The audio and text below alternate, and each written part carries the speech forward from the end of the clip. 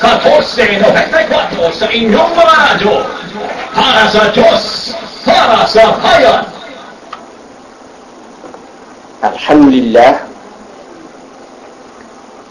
Alhamdulillahi Rabbil Alamin. Alhamdulillahi alladhi hadana lihada wa ma kunna linahtadiya lawla an hadana Allah.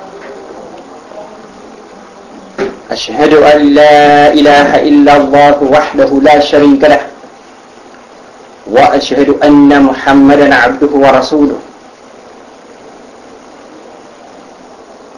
Allahumma salli wa sallim ala sayyidina Muhammad wa ala alihi wa ashabihi wa man tabi'ahum bi ihsani ila yaumiddin. Amma ba'd. Ang lahat po ng papuri ay para lamang sa Allah subhanahu wa ta'ala na siya pong Panginoon ng lahat at lahat po ng nilalang. Pinupuri po natin ang Allah subhanahu wa ta'ala sapagkat tayo po ng mga kamusliman ay sadyang mapapalad talaga na kanyang nilikha na mga mayroong pananampalataya. Pananampalataya sa kaisahan o pananampalataya sa pagiging iisa ng Panginoong Allah subhanahu wa ta'ala. Ako po ay sumasaksi na walang ibang Diyos na karapat-dapat na sambahin maliban sa nag-iisang Panginoon na ang Allah subhanahu wa ta'ala. At ako rin po ay sumasaksi na si Propeta Muhammad sallallahu alayhi wa sallam ay alipin at sugo ng Panginoong Allah subhanahu wa ta'ala. Nawa ang kapayapaan at pagpapala ng Allah ay sumakay Propeta Muhammad, 10 ng kanyang mga pamilya, ganoon din po ng kanyang mga kasamahan. Para po sa aming mga kapatiran sa pananampalataya ay ibinaparating po namin sa inyo ang pagbati ng kapayapaan. Assalamu alaikum wa rahmatullahi wa barakatuh. Sumainyo nawa ang kapayapaan at pagpapala ng Allah subhanahu wa ta'ala. At para naman po sa aming mga itinatangi na mga kababayan, ipinaparating po namin sa inyo ang pagbati. Magandang hapon po sa inyong lahat. Muli po ay nandito na naman tayo sa ating programa na Islam ang Solusyon. Ang programa po ito ay napapakinggan po natin lagi tuwing araw po ng Sabado at Linggo sa ganap na oras mula alas 2 hanggang alas 3 po ng hapon. Ito po muli ang inyong kapatid sa pananampalataya, Salim Gimba. Kung mayroon po kayong mga komento o suggestion, pwede po kayong mag-text sa 0919-6943-095. Ulitin po natin, 0919-6943-095. Ang programa po ito ay kagandahang loob na hatid po sa atin ng The World Islamic Call Society ng bansang Libya. Sige po mga kapatid, at napakaganda ng ating tatalakayin sa araw na ito, lalong-lalo na po sa ating mga kalalakihan. Ito po isang bagay na madalas pinababayaan ng Muslim. Ito po ay napaka-importanteng maintindihan ng bawat Muslim na mayroong malaking malasakit sa ikaliligtas ng kanyang kaluluwa. Ang tinutukoy po natin ay patungkol po sa kahalagahan ng Friday prayers. Opo, importanteng maintindihan ng Muslim. Importanteng maintindihan ng Muslim ang pagiging mahalaga ng Salatul Jumu'ah, Friday prayers. Alam po ninyo, ito pong Friday prayers ay compulsory po sa Muslim na nasa tamang edad. Lalaki po lalo na. At ganoon din sa Muslim na mayroong normal na kalusugan. Hindi naman siya nakaratay sa banig. At ganoon din sa Muslim na mayroong tamang pag-iisip. Ibig sabihin, hindi siya mayroong diferensya sa utak. Ibig sabihin, normal ang kanyang pagkatao. At ganoon din po na obligatory ito, compulsory ito sa isang Muslim na hindi manlalakbay. So, itong pagsasambayan ng Biyernes, Friday prayer, alam po ninyo, ang kahalagahan nito ay your sins in between the present and the last Friday would be forgiven. Ang mga kasalanan mo na iyong nagawa sa kasalukuyang Biyernes, halimbawa araw ng Biyernes, at ganoon din ang nagdaang Biyernes, ay pinatatawad po ng Allah subhanahu wa ta'ala. Halimbawa, naligo ka sa araw ng Biyernes. Pagkatapos, you purify yourself. Dinalisay mo ang iyong sarili. Opo, natural ang hangad mo ay to worship the Almighty Allah. Pagkatapos ay nagpabango ka. Of course, perfume for men only. Pwede rin magpabango ang kababaihan sa bahay, sa harap ng kanilang mga mister. Po, ang kababaihan. Natalakay din natin minsan, bakit hindi pwede mag-perfume ang babae sa labas, sapagkat ito po ay nagbibigay ng sanyo at pwede magtulak ng tukso sa lalaki. Kaya ang babae po, hindi pinapayuhan na mag-perfume kapag siya ay nasa labas ng bahay. Okay? Ulitin natin yung mga punto na kinakailangan, mga kondisyones, upang ang iyong kasalukuyang Biyernes at nagdaang Biyernes, mga nagawa mong kasalanan ay patawarin ng Allah subhanahu wa ta'ala. Unang kondisyon, naligo ka, Biyernes. Pangalawa, you purify yourself. Dinalisay mo, nilinis mo ang sarili. At nagpabango ka, pangatlong punto. Pang-apat ay tumuloy ka na sa Jumu'ah prayer. Pagkatapos ay hindi mo pinaghiwalay ang dalawang taong nakaupo sa muski. Hindi ba minsan naglalakad yung mama papasok sa muski kahit sino mga nakaupo, sige, hinakbangan lang niya. At dahil sa wala siyang pasintabi kung maglakad ay yung dalawa naghiwalay para paraanin yung mama. Na ito po ay nai-imagine at naiintindihan ng mga kamuslimang pumapasok sa muski. May dalawang nakaupo. Pagdaan ng mama, naghiwalay yung dalawa kasi mababanggay. So binigyan nila ng daan. You do not separate two persons sitting together. Hindi mo pinaghiwalay. Ito ang panglimang kondisyon. Hindi mo pinaghiwalay yung dalawang mama na nakaupo sa muski or masjid. Pang-anim, you pray voluntary prayers as much as Allah has written for you. Marami kang ginawa ng mga sambayang na kung tawagin ay voluntaryo, mga sunnah prayers. Opo, hindi obligatory. At pang-pito, you remain silent while the imam is delivering the khutbah. Opo, nanatili kang tahimik habang ang imam ay nagdi-deliver ng khutbah. Ang iyong mga kasalanan sa pagitan ng kasalukuyang Biyernes at ng nagdaang Biyernes ay patatawarin po ng Panginoong Allah subhanahu wa ta'ala.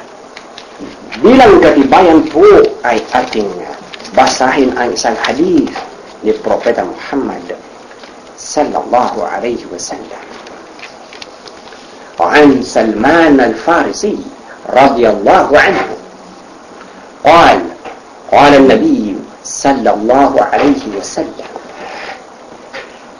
لا يغتسل رجل يوم الجمعة ويتطهر ما استطاع من طهر ويدهن من دونه أو يمص من طيب بيته ثم يخرج فلا يفرق بين اثنين ثم يصلي ما كتب له ثم ينصت إذا تكلم الإمام إلا غفر له ما بينه وبين الجمعة الأخرى. Isinalaysay po ni Salman al-Farisi radiyallahu anhu na ang propeta sallallahu alayhi wasallam ay nagsabi, ang sino mang maligo sa biyernes, araw ng biyernes, dalisain ang kanyang sarili sa abot ng kanyang makakayanan, at pagkatapos ay magpabango sa kanyang sarili ng pabangong nasa kanyang bahay. Sabihin kung ano available. Pagkatapos ay tumuloy doon sa Jumu'ah prayer or Friday prayer. At hindi niya papaghiwalayin ang dalawang taong nakaupo sa muski. Pagkatapos ay magsamba lang siya sa abot ng kanyang makakaya, sa abot ng kung gaano karami ang itinala ng Allah para sa kanya, at siya ay manatiling tahimik habang ang imam ay nagkukhutbah. Ang kanyang mga kasalanan sa pagitan ng kasalukuyan at ng nagdaang biyernes ay patatawarin. Source natin, Sahih al-Bukhari. Hadith number 495. Summarized version ang ating gamit, mga kapatid, sa pananampalataya. Nakita ninyo gaano po kahalaga. Napakamahalaga po itong binabaliwala ng kamusliman. Binabaliwala nila minsan itong prayer. Hindi nila alam ay importante pala ito. Opo mga kapatid, sa pananampalataya. Kaya sana ay maintindihan ng bawat Muslim ang pagpapahalaga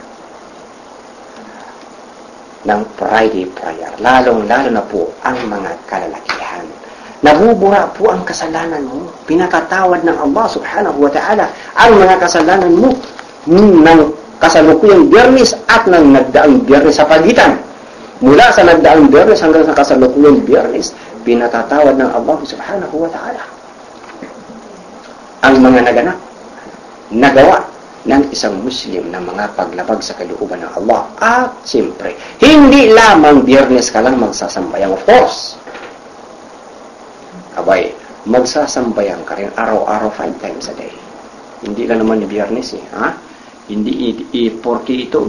Kailangan lahat ay nagsasambayang ka, nagpe-prayer ka 5 times a day. Ngayon, dumako sa punto.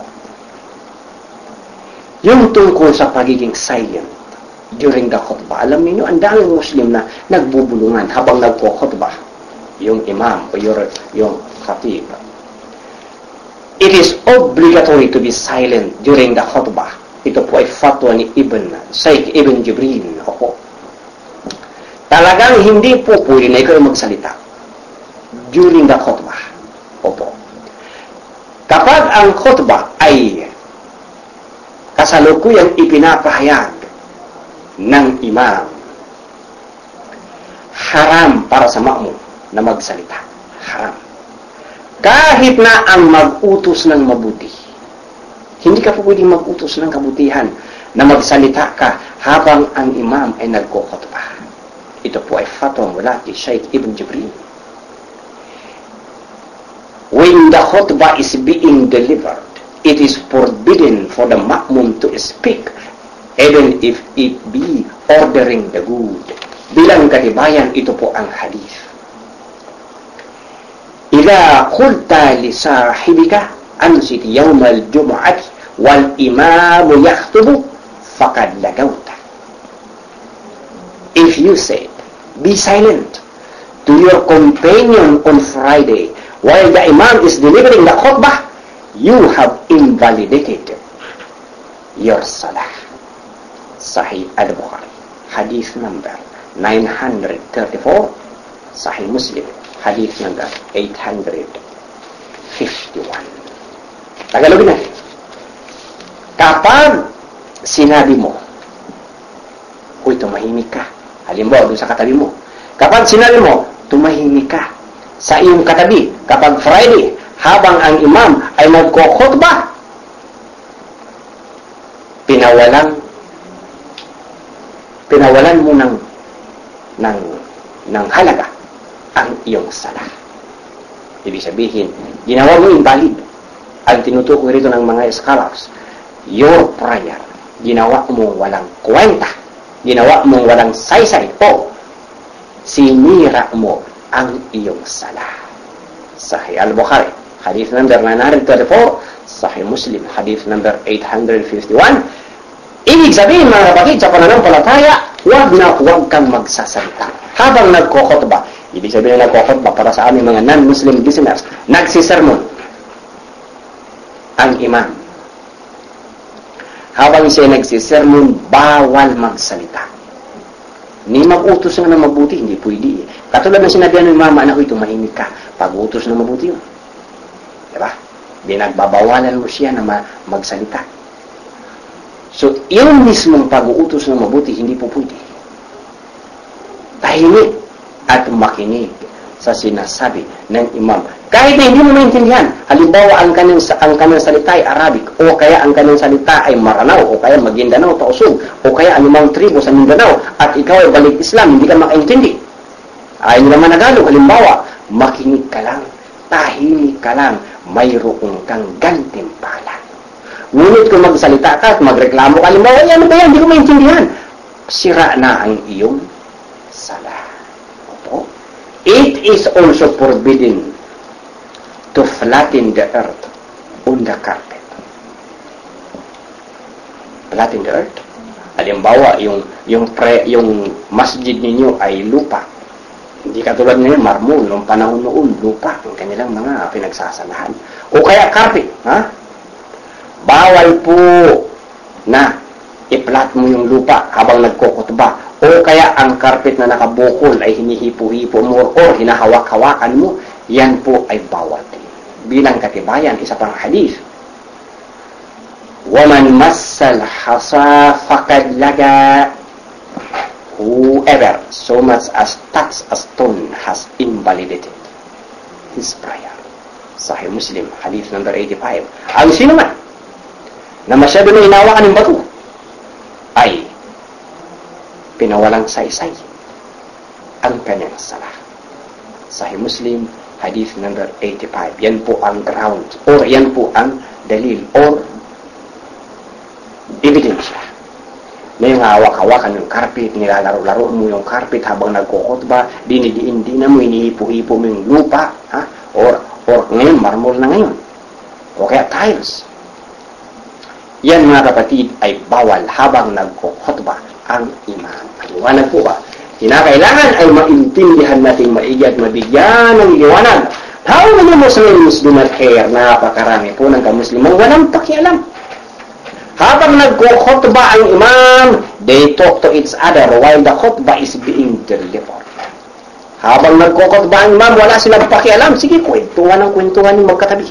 Tawanan pa. Mamaya bulungan. Mamaya hagik-hikan. Abay, wala na kayong prayer. Ang sala mo, kumbaga sa wika ng manaw niya, anti-ura kiso sambayang kapagarian. Ito na pinisimpang ka sa utang jamaat. Di ka hindi magtunga. Ha? Nagbubulungan kayo, nag-uusap kayo, tatawa-tawa, hahagik-hik pa kayo, wala na, wasak na ang inyong sala. Bakit pa kayo pumunta kung hindi rin na makikinig? Opo. At sa mga kababaihan po, pasintabi. May mga kababaihan na bising-bisi habang nagkukutbah ang imam. Bising-bisi saan? Busy ba sa pakikinig? Ba hindi po. Busy sa kanilang cosmetics. Mga nagme-make up. Mga nag-lipstick. Habang nagkukutbah ang imam. Wala na kayong prayer, mga sisters.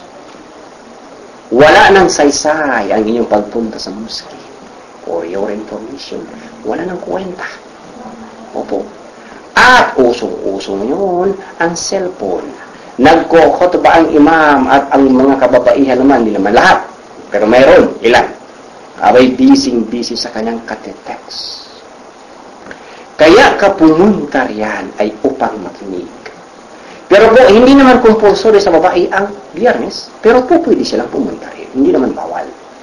Ngayon, kaya ka pumunta riyan ay para makinig.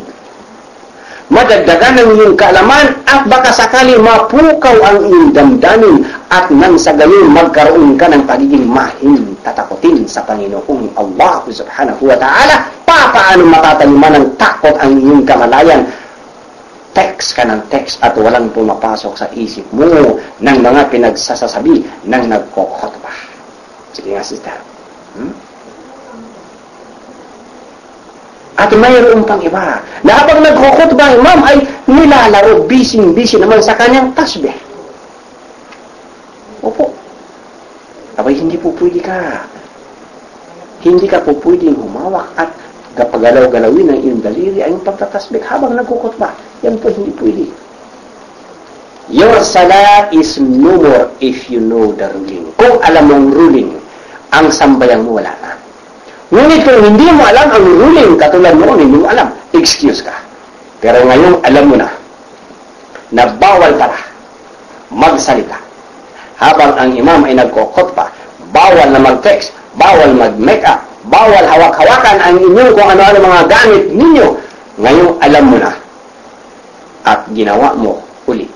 Yan po, mawawasak na ang iyong sambayan. Doon sa mga nakaraan, dahil hindi mo alam, excuse ka, hindi mo alam. Ayon sa fatwa na ating pinagbabatayan ni sino bigyan ng fatwa? Ibn Jibril. Shaykh Ibn Jibril. Hindi mo alam, wala kang kasalanan. Pero ngayon alam mo na at ginawa mo pa rin, diyan ka may parusa. Kahit na mayroon pang bumati sa iyo ng Assalamu alaikum. Nakaupo ka halimbawa at nagkukhutbah yung imam at pumasok yung mama, Assalamu alaikum. Aba, ang ginagawa ng karamihan, sasagot rin yung mama, Waalaikumsalam. Halika po ka rito, kumusta na? O, magkwentuhan sila. Kumusta ng buhay? Alam mo, wala na kayong sambayan. You cannot reply with words. Opo. Ayon sa fatwa ni Ibn Jibril, pwede kang magsinyas. Pero hindi ka pwede magsalita. Halimbawa, may katabi kang bata na iyakin o gusugusin o kaya ang ingay-ingay. Silencing children and others should be done without speaking. So, pwede mo silang patahimikin, hindi sa pamagitan ng pagsasalita, kundi sa pamagitan ng signal na yung daliri mo na idalapit mo sa iyong bibig. Pwede ka mag-signal, pero hindi ka pwede magsalita. So, lumapit sa iyong mama, Assalamu alaikum. Pwede ka mag-signal ng daliri mo. Pero hindi ka pwedeng sumagot ng Waalaikumsalam wa rahmatullah. Dahil sira na ang prayer mo. Ngayon, dahil hindi mo siya sinagot baka, so, sumama ang loob ng mama. Pagkatapos ng prayer, hanapin mo yung mama at ipaliwanag mo sa kanya na haram, bawal na magsalita habang ang khatib, habang ang imam ay nagkukhutbah. Nang sa gayon, maintindihan niya ang sitwasyon. Ngayon, isa pang punto na dapat natin matutunan tungkol pa rin sa Friday prayer.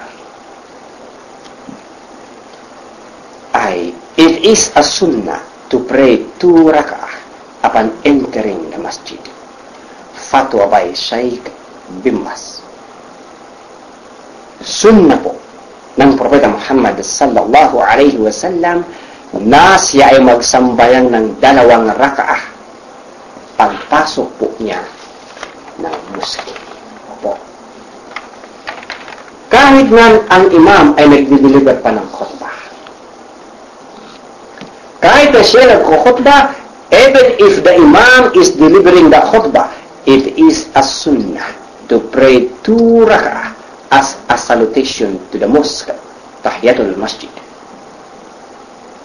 Nabanggit po sa isang hadith, إذا دخل أحدكم المسجد فلا يجلس حتى يصلي ركعتين. If any of you enters the mosque, he should not sit until he has prayed 2 rak'ah. Kapag sino man sa inyo o isa sa inyo ay pumasok sa masjid, muski, dapat na huwag siyang umupo hanggat makapagsambayan ng 2 raka'ah. Sahih Al-Bukhari 1163 at saka Sahih Muslim hadith number 714 for your complete reference. Yan po. Many Muslims are violating this sunnah. Napakarami ng mga Muslim na nilalabag ang sunnah na ito. They just enter the mosque without a salutation to the mosque. Wala silang tahiyatul masjid. At upo lang sila. Abay, hindi pwede sa atin yan. Bago ka umupo ay tura ka muna na prayer, sunnah. Salutation to the mosque. Pagpasok mo. Mahalaga po na ito ay gawin ng bawat Muslim. Kaya nga ba importante yung kaalaman. Maraming Muslim, pagpasok ng muski, upo diretso. Dapat, bago ka umupo, 2 raka'ah muna na sunnah. 2 raka'ah muna na prayer. Okay? This ruling is not only for ordinary days. Hindi lang ito sa mga ordinaryong araw na pagpasok mo ng muski, hindi ka muna uupo hanggat hindi ka nakapag-pray ng 2 raka'ah sunnah. Kung hindi, including also even Friday. Even during the khutbah. Kahit nakasalukuyan pa na nagko-khutbah ang imam o ang khatib, kinakailangan po ay ikaw mag-2 raka'ah sunnah prayer. Ila jaa ahadukum yawm al-jum'ah wal imam yaktubu falyusalli raka'ataini wal yatajawwaz fihima. Anong ibig sabihin? Humigit kumulang po ay, if any of you came to the mosque on Friday and the imam was delivering the khutbah, he should pray 2 rak'ah, making them light, bisabin short. Sahih Muslim, hadith number 875. Kapag sino man sa inyo ay pumunta o kaya pumasok sa muski, tinutukoy, sa araw ng Biyernes, at ang imam ay nagkukhutbah, ibig sabihin, pagpasok mo, kasalubong nagkukhutbah, dapat na magsambayan siya, magsala siya ng 2 raka'ah, gawin niyang mabilis, or gawin niyang light, or short, maiksi. Ibig sabihin, yung kanyang mga binabasa na surah. Sahih natin, source natin, most authentic hadith, Sahih Muslim, hadith number 875. Ngayon, mayroong mga tao na kapag nagkukhutbah na ang imam ay bawal daw na mag-pray ng 2 raka'ah sunnah. Some people say that it is forbidden to pray 2 raka'ah sunnah when the khutbah is being delivered. Ang nangunguna po sa ganitong opinion ay si Imam Malik. Opo, Imam Malik. Siya po ang nangunguna sa ganitong opinion na sabi niya na kapag daw nagkukhutbah na ang imam ay bawal na mag-pray ng 2 raka'ah kahit ikaw bagong pasok. Ayon naman sa fatwa ni Sheikh Ibn Baz ay, at kapag ang isang sunnah niya ay authentically attributed to the messenger of Allah, kapag ang isang sunnah ay talagang tutuhanan na kumpirma sa sugo ng Allah, it is not permissible for anyone to dispute it. Abay, hindi po pwede. Hindi pinapahintulot para kanino man na para kontrahin yun. Because Allah, the all-powerful, says in the Holy Quran, A'udhu billahi minash shaytanir rajim. Ya ayyuhalladhina amanu ati'u Allah wa ati'u ar-rasul wa ulil amri minkum.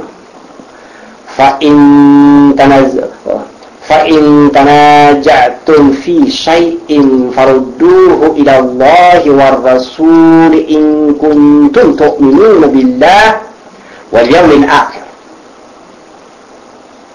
ذَلِكَ خَيْرٌ وَأَحْسَنُ تَأْوِيلًا. Yan po ang sabi ng Allah subhanahu wa ta'ala sa banal na Quran. O who you believe, obey Allah and obey the messenger, and those of you who are in authority. And if you differ in anything, refer it to Allah and His messenger. If you believe in Allah and the last day, that is better and more suitable for final determination. Chapter 4, verse 59. يا أيها الذين آمنوا أطيعوا الله وأطيعوا الرسول وأولي الأمر منكم فإن تنازعتم في شيء فردوه إلى الله والرسول إن كنتم تؤمنون بالله واليوم الآخر ذلك خير وأحسن تأويلا. O kayong mga mananampalataya, sundin niyo ang Allah at sundin ang kanyang sugo at ang mga yaong may kapangyarihan, mga Muslim na nasa authority. At kapag kayo ay nagkaroon ng salungatan sa anumang bagay, ikonsulta ninyo ito sa Allah at sa kanyang sugo kung kayo ay nananampalataya sa Allah at sa huling araw. Yan ang mas mabuti at mas kanais-nais bilang pangwakas na sukatan.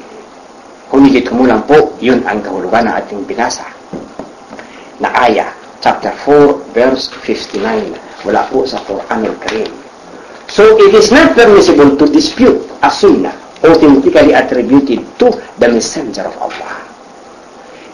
Kaya, walang sino man ang makapagsabi, batay rito sa fatwa ni Bimbas, walang sino man ang makakapagsabi na haram na magsala ng 2 rak'a na sunna kung nagkukhutbah dahil ito ay kukontra sa authentic na hadith.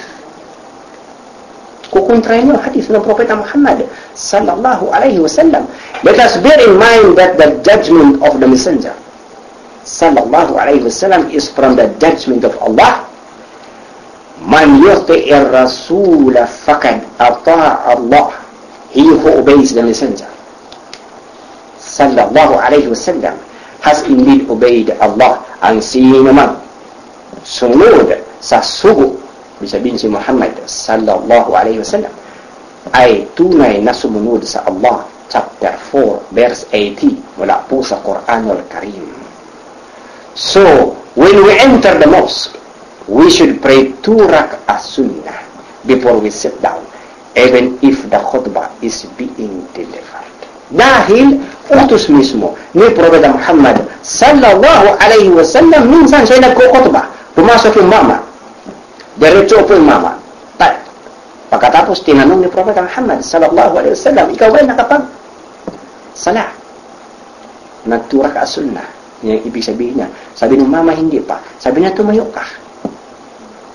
So yun ang ebidensya, isa sa mga malakas na matitibay na ebidensya na hindi niya sinabi na huwag magsambayan ng 2 rak'ah sunnah habang nagkukhutbah, kung hindi ipinag-utos niya mismo na mag-2 rak'ah sunnah yung mama kahit nakasalukuyang nagkukhutbah si Propeta Muhammad sallallahu alaihi wasallam.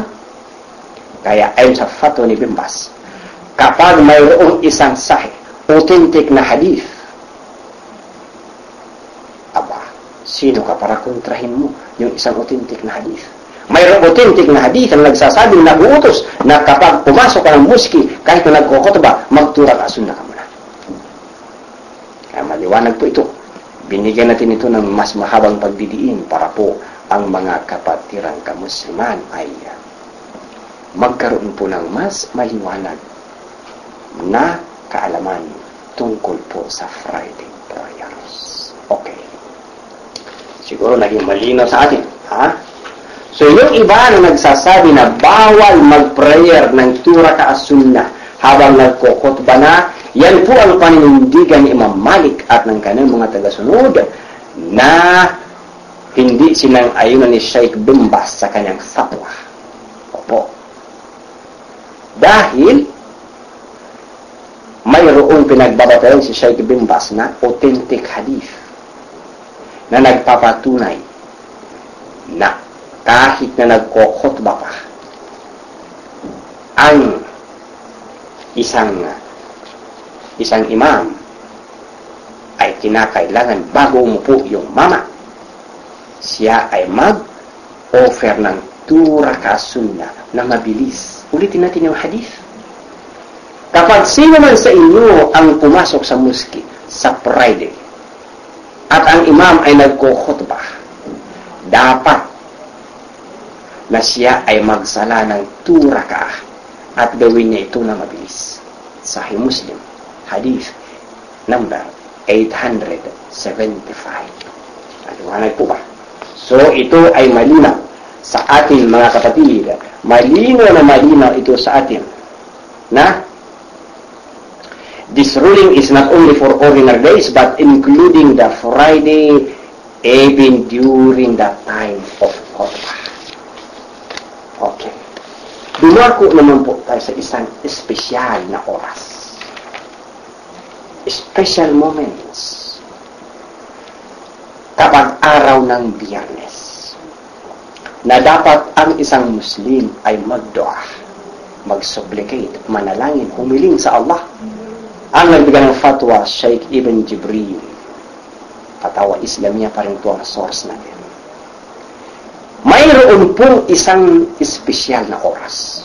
Hindi po ang tinutukoy dito na oras ay yung 60 minutes na pagkakaintindi natin ng oras. Kung hindi, maikli na panahon.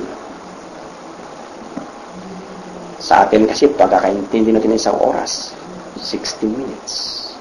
Tinutukoy po rito, isang maikling panahon. There is a special hour during Friday that prayers are answered by the Almighty Allah. Mayroong espesyal na oras na kapag natsimpuhan mo ito, kapatid, at ikaw ay nanalangin sa Allah subhanahu wa ta'ala, tinatanggap po ang panalangin kapag araw ng Biyernes. Kaya every Muslim should strive to find this special moment. Ibig sabihin, magsumikap ka, kapatid, na matsyempohan mo itong special moments na ito. Kailan kaya itong special moment? Saan kaya sa buong maghapon? Muslims should not waste time on Friday. Huwag mong sasayangin ang mga sandali kapag Biyernes. Magsumikap kang magdua. Manalangin sa Panginoong Allah subhanahu wa ta'ala at baka matyempohan mo yan. This is special hours mentioned in the authentic hadith. أن رسول الله صلى الله عليه وسلم ذكر يوم الجمعة فقال فيه ساعة لا يوافقها عبد مسلم وهو قائم يصلي يسأل الله تعالى شيئا إلا أعطاه إياه وأشار بيده يقللها.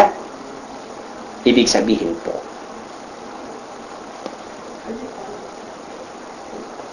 the Messenger of Allah sallallahu alayhi wa sallam talked about Friday and said, ang sugo ng Allah sallallahu alayhi wa sallam ay nangusap tungkol sa Biyernes at sinabi niya, there is an hour, ibig sabihin, opportune or lucky time on Friday, and if a Muslim gets it while offering salah, ibig sabihin prayer, and asks something from Allah, then Allah will definitely meet his demand.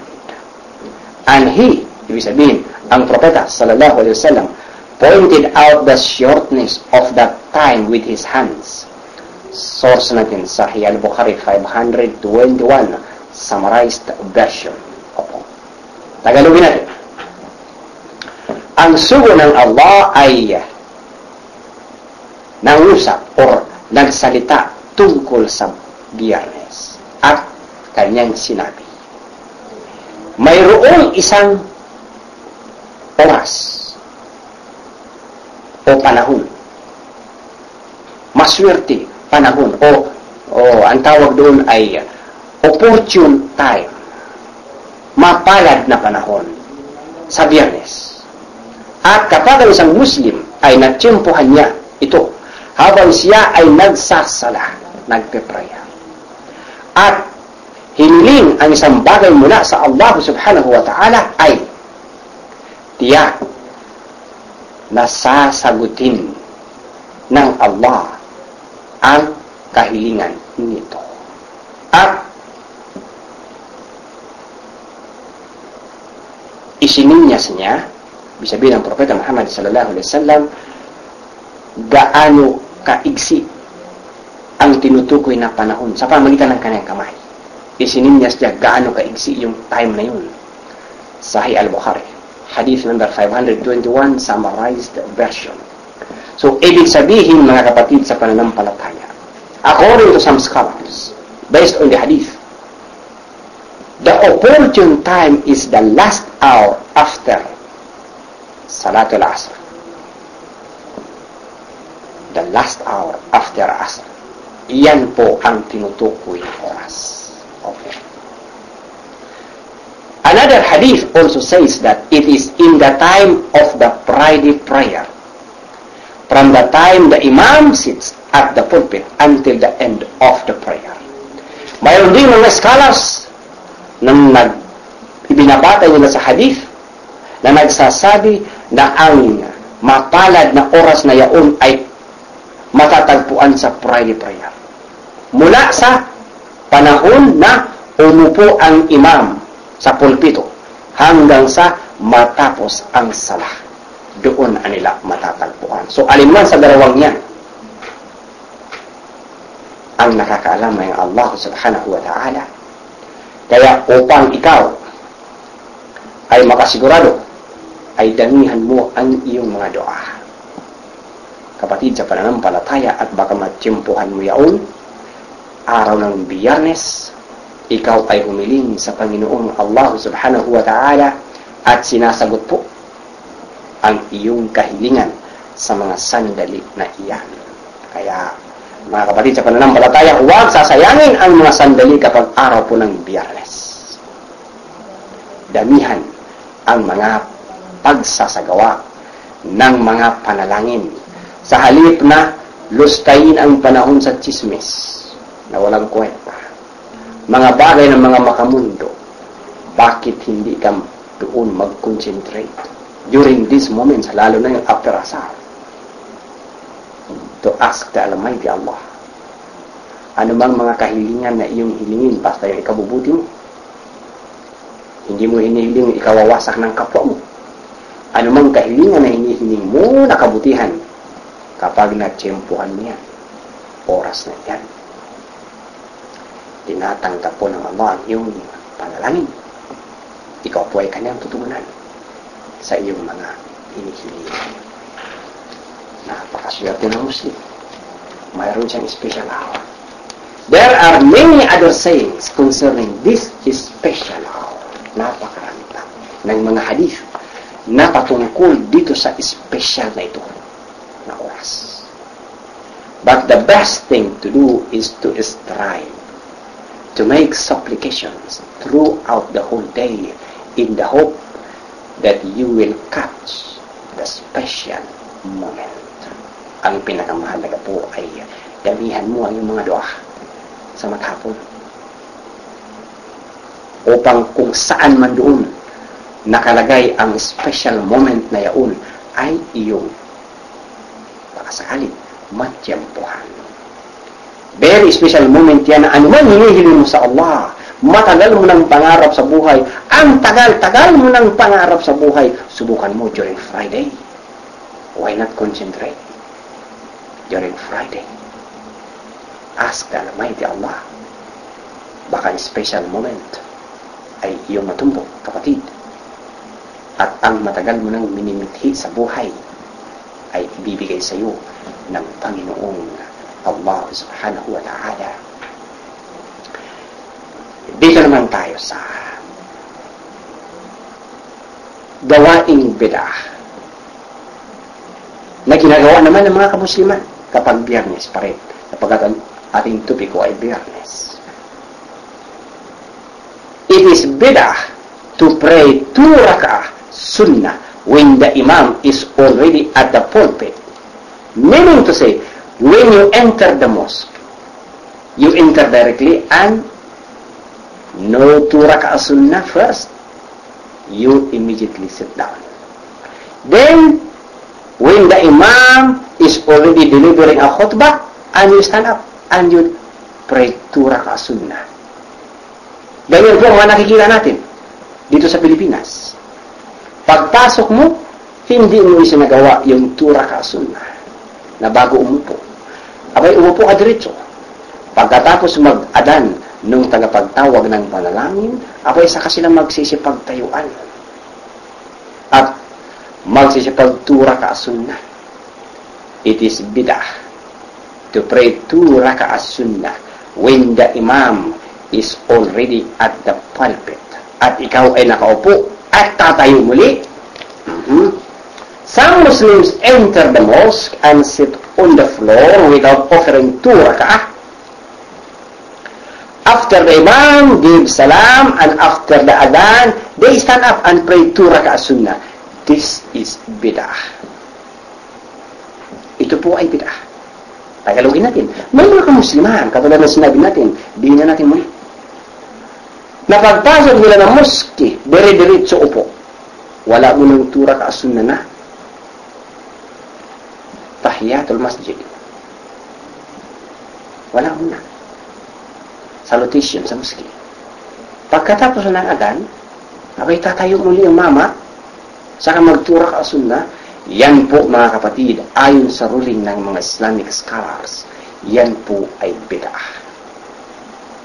At ang bid'ah, papunta po sa pagkaligaw. At ang pagkaligaw, papunta sa apoy. Ibig sabihin, yan ay bawal. Hindi mo po pwedeng gawin. Nakaupo ka na nga, tumayo ka pa uli. Dalawang violation, pagpasok mo, unang violation mo, hindi ka muna nag-prayer. Umupo ka diretso. Ngayon, habang nakaupo ka, pagkatapos ng adhan, tumayo ka para mag-prayer ng 2 rak'ah sunnah, another violation naman. Dalawa ng violation na ginawa mo.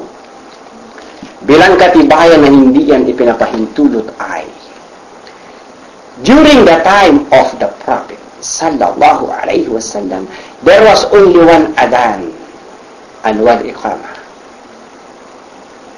Iisa lang ang adhan ng panahon niya, at isa lang ang iqamah.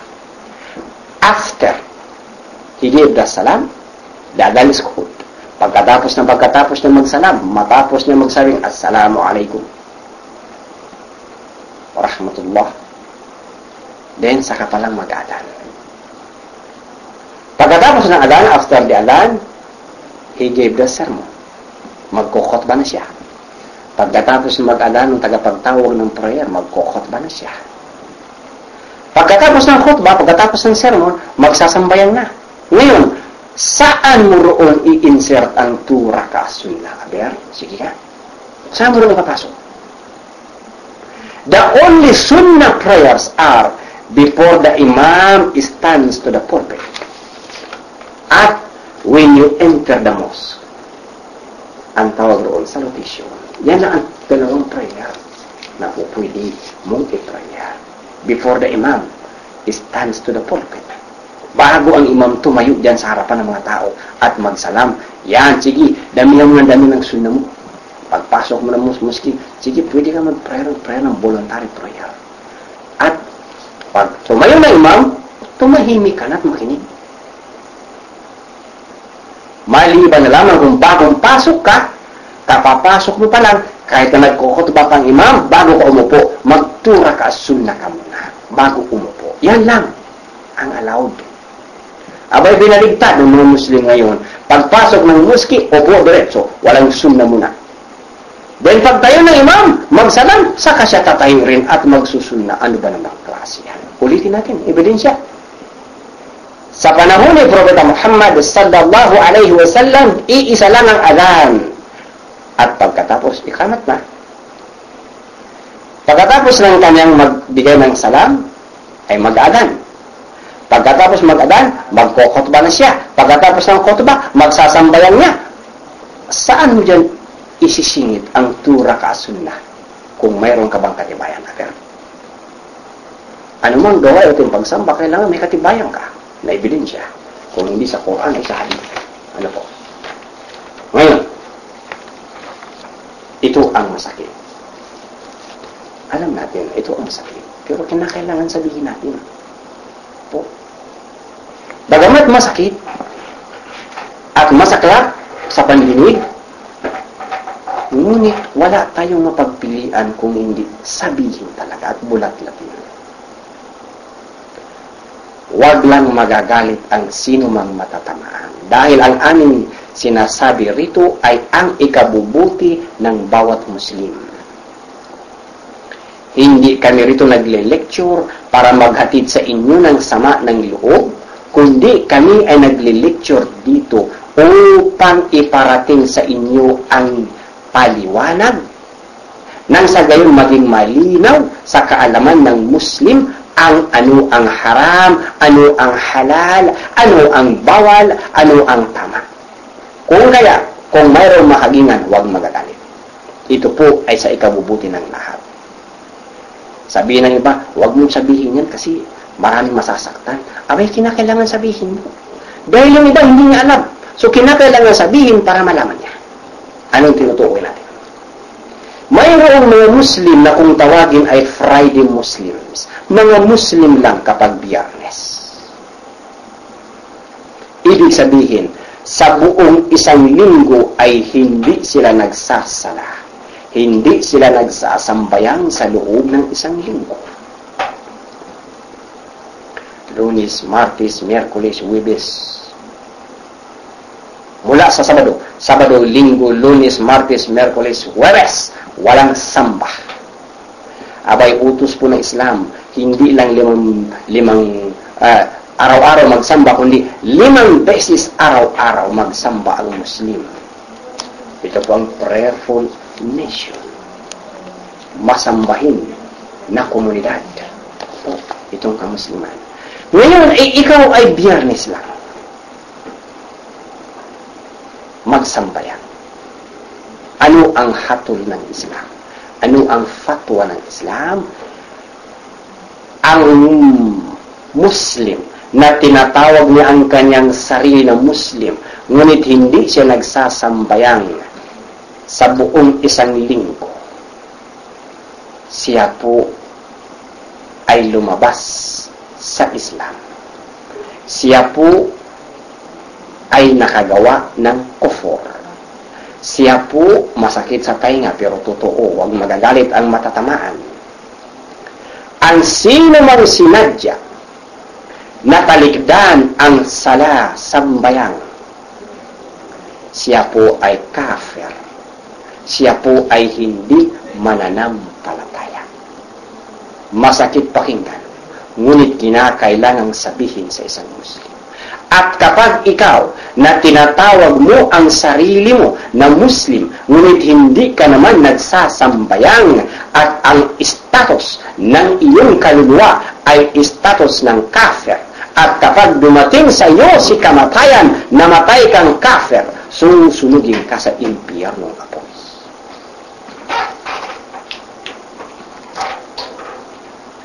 Yan mga kapatid sa pananampalataya ang dapat na maintindihan ng Muslim. Gaano kahalaga ang prayer sa buhay ng isang Muslim? Mahalaga ang prayer. At lalo na ang Friday prayer. Ito pong pagpe-prayer araw-araw, ito po ang isa sa pinaka-epektibong paraan to reform a society. Mantakin mo ba naman, 5 beses ka magsala, magsambayan ka ng madaling araw, magsambayan ka ng tanghali, then hapon, takip-silim, then gabi, 5 times. Gaano ka man kasama na mama o kaya ali, tiyak po, sa tulong at pahintulot ng Allah, ikaw ay magiging matuwid. 5 times ka nagkakaroon ng preno sa paggawa ng masama. 5 times mong kinakaharap ang iyong Panginoon. 5 times kang nagsusumamo sa Panginoong Allah subhanahu wa ta'ala. Subukan mong 5 times kang maligo araw-araw. Sigurado walang dumi katawan mo. Ganon din ang kaluluwa. 5 times mong hinugasan ng iyong kaluluwa. 5 times kang nagsusumamo sa Allah at humingi ng tawad. Sa pamamagitan ng sala, sambayang 5 times a day, nare-reforma ang lipunan. Ngayon, ikaw na tinatawag mong Muslim ang sarili mo, ayaw magsambayan. Biyernes ka lang magsasamba. Pag dinatnang ka ni kamatayan, kapatid. Dito sa fatwa na pinagbabatayan natin, ikaw ay namatay na kafir. Pasintali po sa inyong lahat. Hindi natin hangad ang manakit ng damdamin, ngunit kinakailangan bilang pagmamahal at pagmamalasakit ng mga kamusliman sa programang ito, bilang pagmamalasakit po sa inyo na aming mga kapatiran sa Islam, kinakailangan sabihin namin kahit na masakit ang totoo na kaligtasan ninyo. Kaya huwag kayong magagalit sa aming mensahe. Ang aming layunin ay bulabuhin, gisingin ang diwa ng kamusliman tungo sa pamumuhay na matuwid, pamumuhay na ligtas ang inyong kaluluwa. Alam po ba ninyo na tungkol sa Friday? Ito po ang the best day of the week. Si Adan or Adam sa Muslim ay nilikha sa araw ng Friday. Siya ay inilagay sa paraiso. Araw ng Friday. Si Adan at si Eva ay na-expelled sa paradise. Araw din ng Friday. At ang araw ng paghuhukom ay mangyayari sa araw din ng Friday. Biyernes. Kaya mga kapatid, sa pananampalataya, tayo po ay pinag-uutusan ng Allah subhanahu wa ta'ala na ating punuin ang ating gampanan ang Friday prayer. Opo.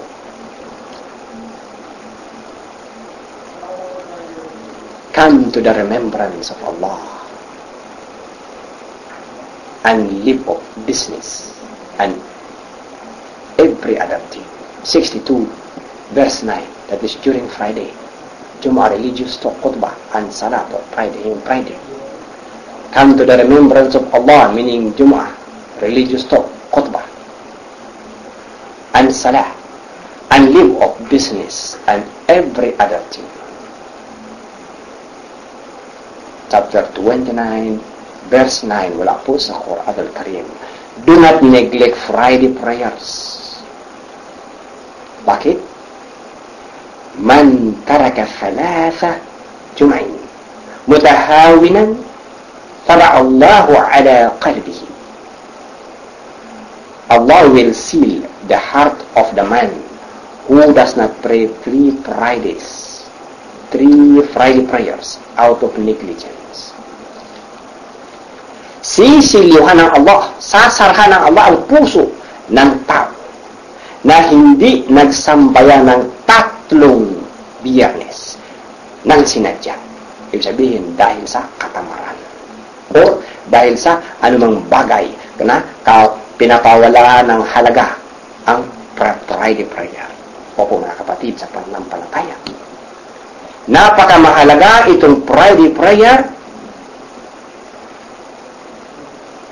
Through Friday prayers, Allah, the Most High, has prescribed forms of worship that, number 1, train and purify the soul. Number 2, refine the faith. Number 3, erase the sins. And number 4, strengthen the ties among Muslims. Yan po ang kahalagaan niyan. Pagkatapos ikaw, babaliwalain mo. At natapos na naman po ang isang oras nating pinagsaluhan sa gawaing kabutihan. Naway nakapulutan na naman po natin ng mahalagang punto ang atin pong programang Islam ang Solusyon. Napapakinggan po tuwing araw po ng Sabado at Linggo sa ganap na oras, alas 2 hanggang alas 3 po ng hapon.